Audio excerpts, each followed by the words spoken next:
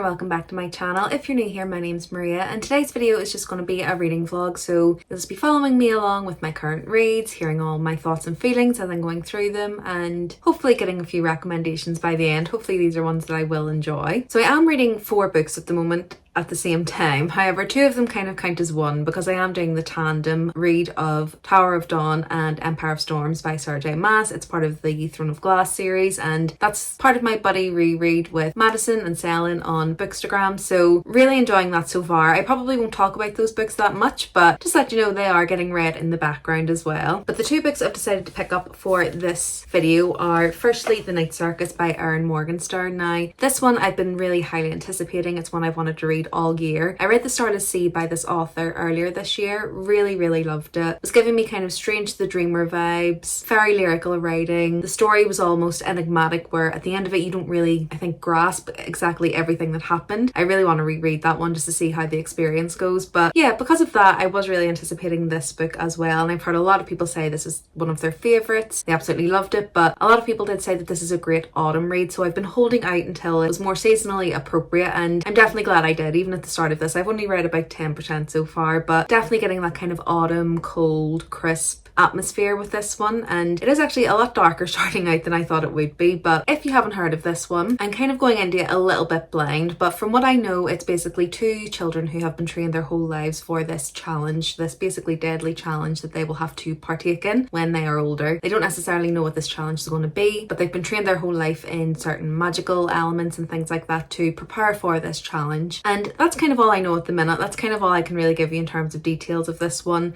As I say, it has been a little bit darker than I was anticipating at the start, which is a good thing in terms of my reading experience. I am really enjoying it, so interested to see where this one goes. I'd say it's definitely not as lyrical or as flowery as The Starless Sea was, so I'm comprehending the plot a lot easier than I was with The Starless Sea, but nonetheless I do think that the writing style is absolutely beautiful in here, just slightly different than what it was in The Starless Sea. So if you have read The Starless Sea and you didn't get on with it, I would maybe recommend trying this one and giving it a go because the writing style does seem slightly different. But as I say, I'm only 10% in, so I can't quite recommend it just yet, but so far so good. I'm definitely enjoying it. And I'm actually buddy reading this one with my friend Clara on bookstagram as well, so I'll link her bookstagram below, but decided to buddy read this one because it's one we've both had in our TBR for quite some time, so it gives us some motivation to definitely get it read this month. Then another buddy read I'm doing, so you can tell I'm a serial buddy reader. I just love reading books with people, enjoying them and kind of chatting as we go through, so you'll see a lot of the books that I read throughout the year are definitely buddy reads as well. Since joining bookstagram, it's one of the main things I've kind of really enjoyed, so if you're not on bookstagram, I've definitely said to give it a go because for me personally, I've just made so many friends on there. I've learned about so many books and authors and things like that that I never would have heard of without it, so if you don't have a bookstagram, this is your sign to set up one. But anyway, back to the read. Another friend I have on bookstagram who I've mentioned on here a few times is Tiffany, and we decided to do a reread of Jane Eyre. So we've both read this before, but for me it will age me massively if I tell you how long ago it was that I read this, but let's just say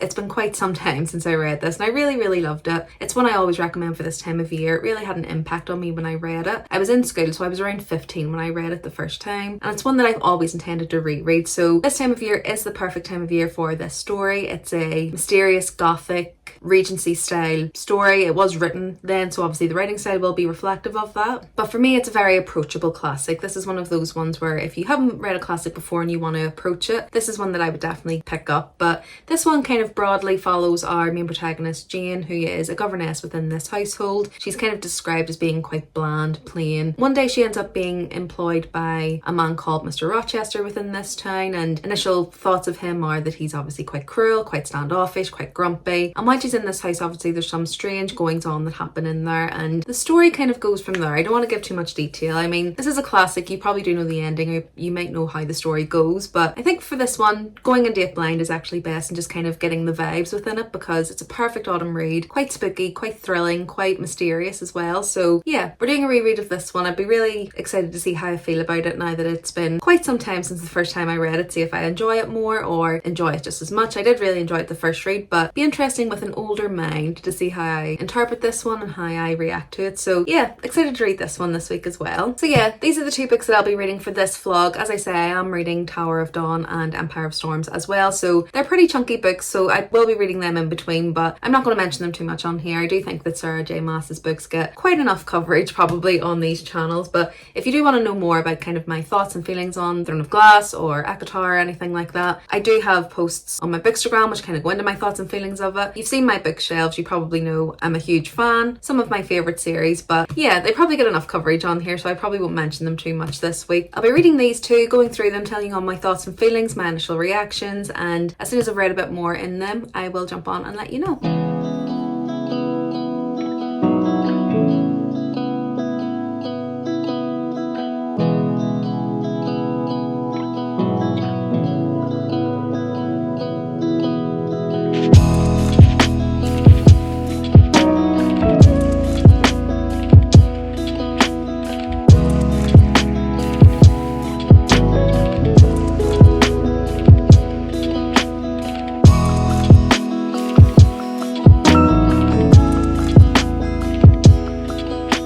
Hey all, just jumping on because I have an update on some of my reading and I wanted to let you know that I have a problem. And the problem is that I'm just loving all of my reads too much, so I want to read them all at exactly the same time, but that's always a good thing. So I'll give you a quick update on the tandem read for Tower of Dawn and Empire of Storms, and honestly so glad we decided to do the tandem read this time. It's my first time doing the tandem read and I would highly actually recommend it probably if you are reading the series for the first time, because I do think that it makes the story flow a little bit more, it makes it more digestible, and it does kind of make the storylines make more sense, you know, where some of the chapters are leaving off and where they're starting in the other book. It just ties in so nicely in terms of the way the plot was going, and I think what can sometimes happen is a lot of people read Empire of Storms and it has quite an explosive ending, and then you're going into Tower of Dawn and it's quite slow, and I wouldn't say a slog at the start, but when you're going from such a fast-paced book to Tower of Dawn, which is a bit more reflective, is a bit more slow, I think it is just a bit jarring for a lot of people, and a lot of people don't like chaos, I know that, but I think also that jarring kind of aspect of going from that fast-paced book to Tower of Dawn probably does make the reading experience a little bit less enjoyable. But yeah, not too many updates there. As I say, they're like books 6 and 7 or something like that in a 8-book series, so not too many updates in terms of plot or anything, but just really enjoying that tandem read. So if you're going to read the series or if you're going to reread it and you haven't done the tandem read yet, I definitely recommend it. When it comes to the other books, so I'll start with The Night Circus. So this one, I'm reading it on my Kindle and on the physical copy as well, but it's always handy to have it on the Kindle as well. I'm probably around 35% into this one and absolutely loving it. So I really loved Erin Morgenstern's The Starless Sea, and I feel like this is going to be exactly the same. I'm at a point in the book now where I'm still a little bit confused about what's going on, about how the plot's going to progress, about how some of the plot lines are converging and how they're going to mesh, but I felt exactly the same with The Starless Sea. In fact, The Starless Sea was probably a bit more confusing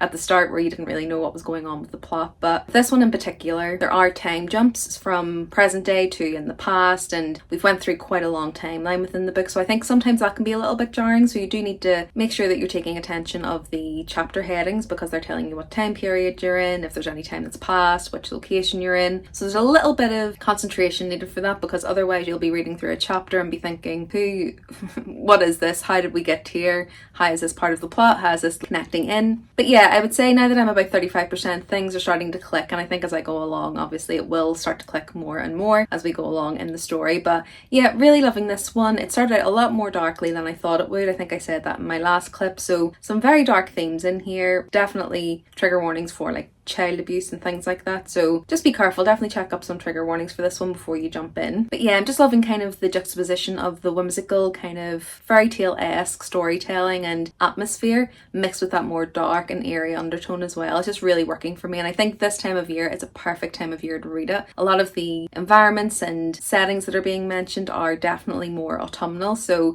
I think if you are going to read this book, autumn, maybe even winter, is definitely the better time to read it. But yeah, so far really liking it, really liking some of the character development, and still have absolutely no idea where this story is going to go, and I think that's kind of the beauty with Erin Morgenstern's writing. It's keeping me interested, keeping me intrigued, even when I'm not 100% sure I'm following the plot. So yeah, be excited to read a bit more on this and to see where it goes. And then with Jane Eyre, I'm probably around 18 or 20% into this one, and I'm absolutely falling in love with it again. I'm realising why I loved it the first time. I think I'd forgotten a lot of the little details and kind of the start of the story. a lot of what I remember and a lot of what I kind of reference when I'm talking about this book being one of my favourites is much later in the story. So some of the little details to start, like how fiery Jane is, even for this time period, you know, she's not treated very well in her home life, and rather than her being quite a meek and feeble character, it's really showing kind of her fiery side and her standing up for herself, and it's just really refreshing, I think, to see that, and especially in a book that was written,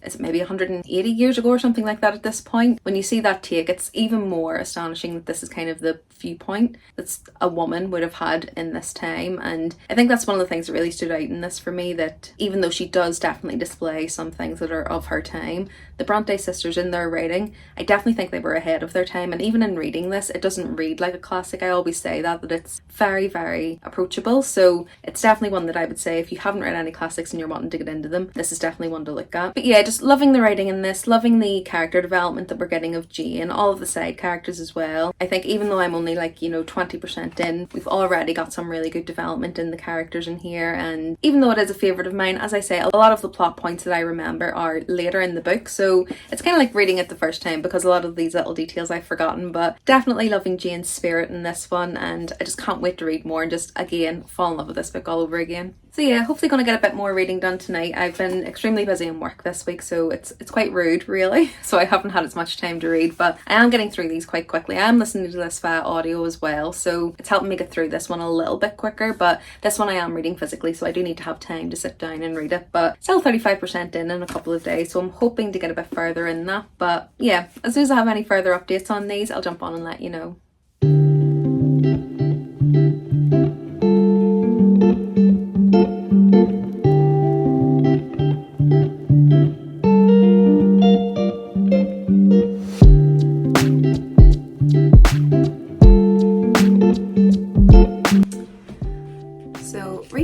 And I completely forgot how much of an age gap there is in this one. I know it was quite normal for back in those times, but yeah, kind of forgot about that detail.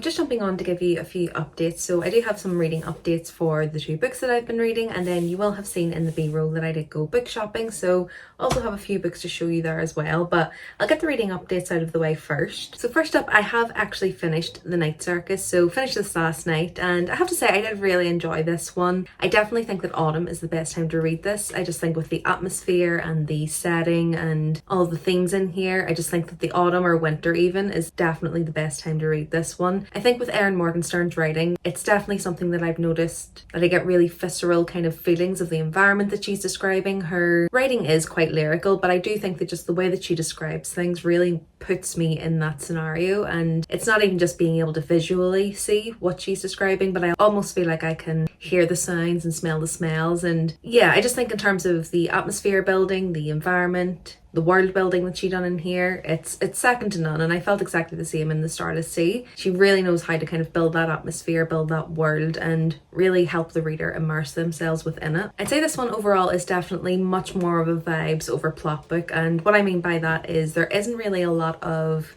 action happening throughout this book. A lot of it is just kind of the vibes of this circus that you're following and the magic that's happening. And even though with this one it does say that there's kind of a competition between the two main magicians, for me it didn't really showcase that quite a lot, and I did feel like with that being such a big element of the story and the plot, it should have been explored a little bit more, or I was expecting a little bit more rivalry between the two, whereas for the most part they don't really compete each other. They're just showcasing kind of what they can do, and I think it just meant that it didn't feel like the stakes were that high for me personally. And then I think also because there was quite a few time jumps here, it kind of makes sense when you get to the end of it, but when I hit around the 40 to 50% mark, it just made it feel like the story was going really slow. It made the pacing feel a little bit off for me, but then by about 65% again it really picked up and I was back into really being enthralled in the writing for this one. But I do think that those time jumps did hamper my enjoyment of this one. That being said, as I mentioned, I did still really enjoy this one. Overall I gave it 4 stars, so it wasn't quite the 5-star that I had with the Starless Sea. In the middle we did have a little bit of a slog there, but by the end it definitely made up for it and really knocked it up from probably what would have been around a 3.5 for me back up to that 4-star, because I couldn't have given it anything less than 3.5 with Erin Morgenstern's writing. I just think it's absolutely beautiful, so it would have merited that rating anyway. But the ending did kind of put it all back together for me. Fortunately it wasn't 5-star, but for me 4-star is still a really good rating, so yeah, overall still really enjoyed this one. And then for GNR, I'm actually quite a way further into this now than I probably was the last time we done an update, but I'm around 85% into this one. So obviously I've got to the parts that I'm starting to remember when she meets Mr. Rochester, and let's just say reading this as an adult compared to reading this as a teenager give me very, very different viewpoints in terms of the way that the relationship works, the way I'm perceiving people. And yeah, I don't know if I'll delve into it now or whether I'll wait until I've finished, but I definitely just say that I'm definitely noticing a lot more toxicity than I probably noticed when I was a teenager. I think Mr. Rochester is kind of hailed as the original kind of broody and grumpy MMC, and that is still true. However, reading between the lines, I think there's a lot more toxicity in here than I obviously picked up when I was around 15 when I first read it. And that age gap, I think I mentioned it in the B-roll somewhere, but the age gap, I hadn't quite remembered it was so vast. And 20 years, especially because of the time of their lives that they're in. I mean, 20 years is fine when maybe the younger person is a little bit older, but when you're looking at like an 18-year-old and a 38-year-old, I mean, personally for me, I think that's quite a huge age difference just because of, as I say, the periods of life. But I suppose back when this was written, maybe it wasn't as frowned upon, although it is mentioned in here that is quite an age gap, so maybe it was. But yeah, I hadn't quite remembered that that's how vast the age gap was. But yeah, overall been really, really enjoying this. I get really engrossed every time I pick it up. I just want to keep reading to see what happens. I think the drama in here is so good. Definitely think it's very forward for the time that it was written, but I think I'll keep my final thoughts for when I'm finished this one and I'll give you a bit of a wrap up on it. So as I say, you will have seen me in Waterstones. I've done a bit of B-roll in there just while I was shopping yesterday. So I know I have been saying I need to curb my spending and I need to curb the books that I'm buying, and that is still true. However, I did forget to cancel a pre-order of the Powerless and Reckless special editions that Waterstones are doing, and I forgot to show them as well. I should have maybe unboxed them and showed them, but I didn't really want to be taking them out if they're not books that I'm going to be keeping or using. Didn't want to be messing around with them, so I did take them back in the packaging and just brought them back to get them exchanged. So technically these books didn't cost me anything because I'd already spent the money. I think that's bookish girl math, working very, very hard there. But if you did like Powerless or Reckless and you were interested in those editions, I will say I've seen them in store and they are really, really pretty. So if you did like those books, I definitely say to check those out. But yeah, since I basically had free credit within Waterstones, I decided to pick up a few books while I was there. And the first one is The Burning God by R.F. Kuang. And this is actually functional because it's the third in a series that I've read. And this is the last one that I need to read to complete that series. So loved the first 2 books, gave them both 5 stars. I think I've went through the synopsis of this one quite a few times on my channel, so I don't want to be too repetitive, but all I'll say is if you do enjoy darker high fantasy that has some elements of kind of history woven in there as well, I would definitely check this out. R.F. Kuang's writing is astonishing and I just really loved everything that I've read by her. And as I said, it's a third book, so I won't go into the synopsis of this one, but just wanted to complete the series since I've loved the first 2, so hoping this one will be a 5-star as well. This next one is Shirley Jackson, We Have Always Lived in the Castle, and this is highly inspired by my friend on bookstagram, Nicole. So her handle is neurotically bookish. I'll put her link in in the description below. But she recently read this and said that she absolutely loved it. She used to teach English and she said this really reminded her of why she loves to annotate and kind of go through a book and analyze everything in it. So as soon as I seen her say that, I just thought I wanted to pick this up. It's a really short book and sounds like it's going to be a good read and an interesting read and one that I could really sink my teeth into. So I've never read anything by Shirley Jackson, so I'll be interested to see how this one goes. And then the last one is one that I did have my eye on for quite some time, and again, because I'm kind of seeing this as free credit with the books that I'd already bought, I decided to take the plunge with this one, and it's A Sorceress Comes to Call by T. Kingfisher. And this one, from my understanding, is kind of a fairy tale retelling. I can't remember which one it is, whether it's Rapunzel or what it is, but it's kind of a fairy tale retelling. I'm guessing it's going to be a little bit dark because it's T. Kingfisher, but I've wanted to read this one. I've seen it kind of in the bookstore a few times and I just thought this edition was stunning, but it is quite expensive for quite a small hardback. It was £20, which in the UK is pretty expensive for a hardback. They're usually between kind of £16 to £18 for a standard one, and it's usually a bigger one than this as well. So I wasn't too sure about biting the bullet with this one, but when I seen underneath the dust jacket, I just thought it was really pretty, and if I was going to get an edition, I wanted to get this one, because I'm guessing this is kind of like the first print run that has this special foiling on it. But I actually just love the dust jacket as well, kind of the black with the bronze and the blue. I just think it all goes really well together. And this one basically just says, Cordelia knows her mother is unusual. Their house doesn't have any doors between their rooms. There are no secrets in this house. Cordelia isn't allowed to have a single friend. The only time she feels truly free is on her daily rides with her mother's beautiful white horse, Falada. But more than a few quirks set her mother apart, other parents can force their daughters to be silent and motionless, obedient for hours or days on end. Other mothers aren't sorcerers. After a suspicious death in their small town, Cordelia's mother insists that they leave in the middle of the night, leaving behind all Cordelia has ever known. They arrive at the remote country manor of a wealthy older man, the squire, and his unwed sister, Hester. Cordelia's mother intends to lure the squire into marriage. Cordelia knows this can only be bad news for the bumbling gentleman and his kind, intelligent sister. Hester sees the way Cordelia shrinks away from her mother, how the young girl sits eerily still at dinner every night. She knows that to save her brother from the bewitchment and to rescue the terrified Cordelia, she will have to face down a wicked witch of the worst kind. So yeah, I'm pretty sure it's a Rapunzel retelling, this one, and I've seen a few people have read it and really enjoyed it, so definitely one that I'm going to try and squeeze in within the next few months, because I think this time of year would be perfect timing to read this one. So yeah, those are the 3 books I decided to pick up, and I think they're all pretty thematic for kind of the autumn reading. This one I'll probably just want to try and finish because it is going to be finishing out a series, but I think this time of year is probably going to be perfect for these 2, so hopefully they're both short, so I'm hoping I can fit them on maybe November, December's TBR. So yeah, other than that, I'll just be reading tonight, probably trying to finish this one. I think I will finish it. It's only around 100 pages, so there shouldn't be an issue finishing it. So as soon as I finish this one and I have kind of my final wrap up, I'll jump on and let you know.